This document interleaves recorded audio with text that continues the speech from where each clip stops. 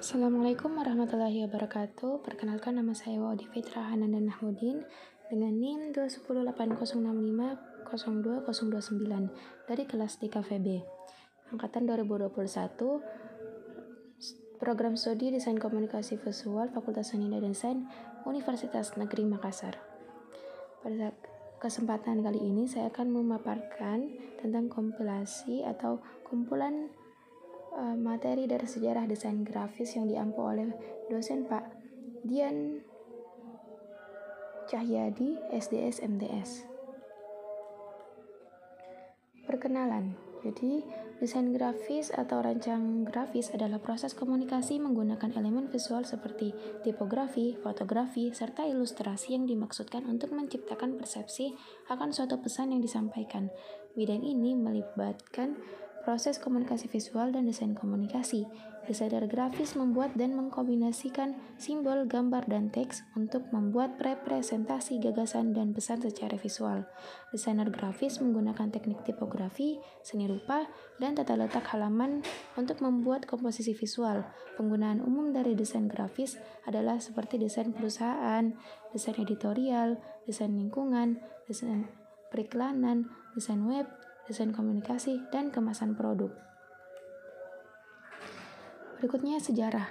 Sejarah desain grafis tidak dapat dilepaskan dari sejarah perkembangan seni rupa. Karenanya, produk komunikasi visual tertua yang pernah ditemukan adalah lukisan Gua di Lascaux, Prancis yang diperkirakan berasal dari 15.000 sampai 10.000 sebelum Masehi. Simbol-simbol berbentuk ideogram ini kemudian berkembang menjadi aksara yang pada masa modern ini rutin kita gunakan di layar. Sejarah desain grafis berkembang pesat seiring dengan perkembangan sejarah peradaban manusia saat ditemukan tulisan dan mesin cetak. Kata desainer grafis pertama kali digunakan pada tahun 1922 di sebuah esai berjudul New Kind of Printing Calls for the New Design yang ditulis oleh William Edison Wiggins, seorang desainer buku Amerika. Raffles Graphic Design yang diterbitkan pada tahun 1927 dianggap sebagai buku pertama yang menggunakan istilah desain grafis pada judulnya. Asal-usul aksara.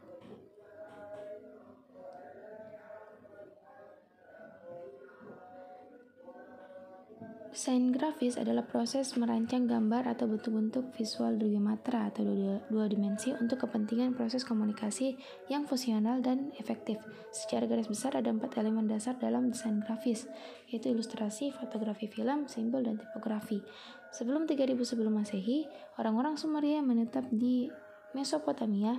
Mereka memulai jalan menuju peradaban menghasilkan bentuk tulisan yang lebih canggih, yang sangat memengaruhi tatanan sosial dan kemajuan ekonomi. Catatan tertulis paling awal ditemukan pada tanah liat yang dibuat dengan sebatang stylus yang diasah hingga menjadi titik dan untuk membuat garis-garis melengkung yang halus. Tanda-tanda gambar ini disebut piktogram. Berikut adalah beberapa bentuk-bentuk aksara-aksara yang ditemukan. Ada piktogram, cuneiform, ideogram, hieroglif, papirus, perkamen, alfabet, uncials, scrolls, codex, kaligrafi, manuskrip, iluminasi, dan gotik tekstura. Selanjutnya itu grafis era Renaissance. Kata Renaissance berarti revival atau rebirth, merujuk kembali ke kebudayaan Yunani klasik, menggali kembali ajaran-ajaran hasil pemikir Yunani klasik. Pada dasarnya, Renaissance adalah reaksi terhadap zaman pertengahan yang dianggap terlalu dogmatis, teosentris, tidak rasional, dianggap dengan prinsip hidup yang rasional, ilmiah, nalar, dan antroposentris. Terjadi pada kurun waktu abad 1350 sampai 1600 Masehi di Italia. Masa Renaissance merupakan peralihan dari abad pertengahan ke abad modern. Temuan revolusioner pada masa Renaissance di bidang seni rupa adalah perspektif. Perspektif adalah teknik menggambar yang berusaha memindahkan image ruang ke atas bidang 2 dimensi. Prinsip perspektif adalah memanipulasi ukuran dari benda yang digambar. Benda makin jauh digambar makin kecil. Desain grafis dan revolusi industri. Istilah desain muncul sebagai hasil dari revolusi industri. Desain grafis adalah Proses merancang gambar atau bentuk visual di matra dua dimensi untuk kepentingan proses komunikasi yang fungsional dan efektif. Secara garis besar, ada 4 elemen dasar dalam desain grafis, yaitu ilustrasi, fotografi film, simbol, atau tipografi. Berikut perbedaan keadaan sebelum dan sesudah revolusi industri. Pada poin sebelum itu, yang pertama ada bentuk pengumuman dan promosi dikerjakan manual oleh artis atau seniman atau ahli cetak. Lalu buku kuno ditulis dan dihias oleh seniman. Lalu setelah revolusi industri, yang pertama ada mulailah mesin cetak, ditemukannya mesin cetak, lalu berkembangnya film dan televisi, lalu perancang grafis, mulai ada audio visual, mulai ada teknologi komputer. Berikutnya adalah Arts and Crafts Movement. Gerakan seni dan kriya atau lebih dikenal dalam bahasa Inggris sebagai Art of Craft Movement adalah suatu gerakan pada akhir masa revolusi industri yang mementingkan komitmen kerja dan keindahan. Penganutnya menolak estetika yang dihasilkan oleh produksi secara massal, yang dianggap sebagai penyebab utama hilangnya keindahan individual. Art and Craft Movement memberikan kesan kembali ke periode gotik, rokoko, dan Renaissance. Salah satu ciri utamanya adalah karya seni dibuat secara individu oleh seniman dengan sentuhan artistik yang khas. Setiap karya digarap dengan serius dan teliti. Berikut beberapa seniman Art Deco. Yang pertama ada Jacques-Émile Rollman yang dikenal sebagai Master Art Deco melalui karya mebelnya yang hampir selalu memakai material mahal. Lalu yang kedua ada René Laloux,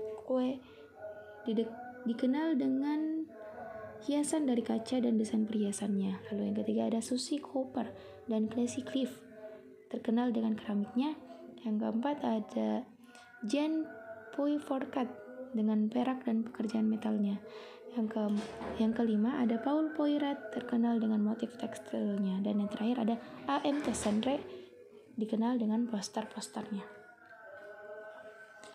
Selanjutnya permulaan abad ke-20, ketika abad ke-19 mendekati akhir dan abad ke-20 dimulai, para desainer lintas disiplin ilmu seperti arsitek, mode, grafis, dan produk mencari cara-cara baru untuk mengekspresikan diri mereka. Desain Art Nouveau berfokus pada penciptaan bentuk-bentuk baru daripada mengandalkan model-model historis di era Victoria. Tetapi awal abad ke-20 menampilkan inspirasi baru lewat garis-garis lurus dan pengaturan ruang. Seniman seperti Frank Lloyd Wright, Charles Rennie Mackintosh, Margaret MacDonald Mackintosh, Joseph Hoffman, dan Peter Behrens membawa perubahan yang luar biasa dan pengaruh yang sangat penting bagi para desainer di masa kini. Pengaruh seni modern. 2 dekade pertama pada abad ke-20 adalah masa pergolakan sosial, budaya, dan politik. Perang Dunia Pertama yang berlangsung antara 1914 dan 1918 membawa perubahan yang sangat besar pada tradisi dan kelembagaan peradaban Barat. Seni rupa dan desain meledak dalam revolusi kreativitas yang mempertanyakan nilai-nilai yang telah lama dianut, termasuk peran seni dan desain di masyarakat. Ide-ide tentang warna, bentuk, ruang, dan subjek semua terfokus seputar protes sosial dan emosi pribadi yang terdalam. Kubisme, Dadaisme, Surrealisme, Stage konstruktivisme, dan ekspresionisme semua mempengaruhi bahasa dan rupa komunikasi pada desain grafis. Fotografi dan seni modern. Bahasa rupa baru yang diusung seni modern yaitu mempertimbangkan hubungan unsur-unsur rupa seperti titik, garis, bidang, bentuk, dan tekstur atau barik, mulai mempengaruhi fotografi. Di abad ke-19, penemuan fotografi bertujuan hanya sebagai dokumentasi realita yang lebih akurat daripada lukisan.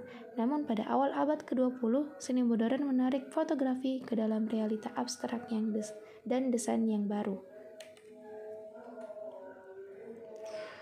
Pictorial Modernism. Saudara ipar James Wright dan William Nicholson membuka studio desain periklanan pada tahun 1994 dan pada tahun 1894, dan untuk melindungi reputasi mereka sebagai seniman yang baik, mereka menamakannya The Bickerstaff Brothers. The Bickerstaffs menampak awal baru desain yang lebih fokus pada bentuk dan siluet warna yang kuat daripada bentuk organik dan dekoratif. Poster Eropa pada paruh pertama abad ke-20 sangat dipengaruhi oleh gerakan seni modern surrealism, surrealisme, kubisme, dan dadaisme. Plakat stil atau gaya poster sekolah desain warna datar reduktif yang muncul di Jerman di awal abad ke-20 itu dipekerjakan warna latar belakang datar. Memiliki ciri-ciri warna latar belakang datar, gambar besar dan sederhana, dan nama produk. Ciri-ciri Palkstigl biasanya berani, huruf lurus, dan dengan desain yang sangat sederhana. Art Deco adalah desain yang populer pada tahun 1920 dan 30-an. Perpanjangan seni Nouveau, gerakan ini lebih fokus pada gaya arsitektur, digambarkan elegan, canggih, dan glamor, juga fungsional dan modern. Berikutnya yaitu A New Language of Form. Terdapat beberapa yang dijelaskan, yaitu mengenai Constructivism, Lidsky, Alexander Rodchenko, Stefan Freireich, dan Laszlo Moholy-Nagy. Terdapat beberapa karyanya yang dijelaskan pada pemaparan materi A New Language of Form. Selanjutnya, The Bauhaus and the New Typography. Ini dari semua gerakan seni dan desain tingkat lanjut telah dieksplorasi, digabungkan, dan diterapkan pada masalah fungsionalitas dan produksi mesin di sekolah desain Jerman yang disebut Bauhaus. Walter Gropius, seorang arsitek Jerman, ditunjuk sebagai direktur baru sekolah desain, akhirnya bernama Bauhaus pada tanggal 12 April 1919. Gropius mencari kesatuan baru seni dan teknologi dengan berkolaborasi dengan generasi seniman dengan filosofi yang sama. Visinya adalah bahwa desainer yang terlatih secara artistik dapat menghirup jiwa ke dalam produk mati mesin. Lalu ada The Modern Movement in America. Desain Eropa modern tidak menjadi pengaruh yang signifikan sampai di tahun 1930-an. Selama ini desain grafis Amerika didominasi oleh ilustrasi tradisional. Sejumlah kecil tipografi Amerika sangat bersemangat setelahnya melihat sisipan tipografi dasar Jan Silkholt mengenali fungsionalitas dari ide-ide barunya. Setelah Futura dan Kabel tersedia di Amerika Serikat yang modern, pergerakan desain pun dimulai. Modern Movement in America. Banyak imigran yang membawa konsep desain Eropa ke Amerika Serikat yang dipersenjatai dengan bakat, ide, dan keyakinan kuat pada desain sebagai aktivitas manusia yang berharga yang dapat berkontribusi pada peningkatan komunikasi manusia dan kondisi manusia. Pengalaman Amerika sangat diperkaya dengan kehadiran beberapa tokoh, yaitu yang pertama ada Lester Bill, lalu ada Erta, lalu ada Alexei Brodovich, ada Herbert Bayer, ada Herbert Matter, Richard Avedon, dan terakhir ada Irving Penn. International Typography Style. Ini dimulai pada tahun 1950-an di Swiss dan Jerman. Gayanya termasuk kesatuan desain yang dicapai oleh organisasi asimetris pada grid yang dibangun secara matematis. Tipografi sans serif mengekspresikan semangat zaman yang lebih progresif. Ekspresi pribadi ditolak karena lebih universal dan ilmiah, pendekatan untuk merancang pemecahan masalah. Lalu kejelasan dan keteraturan sangat ideal. Ernest Keller, Theo Balmer, dan Max Bill adalah pionir dari pergerakan. Lalu akar gaya ini ditemukan dalam kurikulum School of Design di Basel, Swiss. Berikutnya, Corporate Identity dan Visual System. Desain yang baik adalah bisnis yang baik. Desain yang baik adalah bisnis yang baik. Merupakan seruan dari desain grafis industri pada tahun 1950-an. Pemimpin perusahaan mulai memahami kebutuhan untuk mengembangkan perusahaan gambar atau identitas untuk membantu berhubungan dengan khalayak yang beragam. Tanda atau logo hak milik telah digunakan selama berabad-abad oleh persekutuan dan perdagangan untuk mengidentifikasi barang dagangannya, tetapi sistem identitas di tahun 50-an jauh lebih melampaui merek dagang dan simbol. Perusahaan diberi identitas visual yang didirikan secara emosional dengan audiens mereka. Berikutnya, Digital Revolution and Beyond. Yang pertama ada poster yang ditampilkan merupakan karya dari April Grayman. Poster untuk Institut Los Angeles Seni Kontemporer pada tahun 1986. Lalu ada penyebaran majalah yang dirancang oleh Fred Woodman, seorang direktur seni, dan lalu Geraldine Hassler, seorang desainer, dan David Cowles, seorang ilustrator, yang merancang karya Man of the Year David Letterman, Rolling Stone pada tahun 1995. Lalu ada sampul buku yang dirancang oleh Chip Kidd, sampul buku dengan judul Turn of the Century pada tahun 1998. Lalu ada desain buku yang dirancang oleh Nancy Skolos dan Thomas Waddell, yang merupakan penyebaran halaman ungu prototipe dari gitar Farrington Book pada tahun 1992. Lalu terakhir ada poster yang dirancang oleh Max Kissman, yang poster yang merupakan dirancang untuk merayakan abad Henry de Toulouse-Lautrec pada tahun 2001. Nah, sekian dari kompilasi seluruh materi sejarah desain grafis.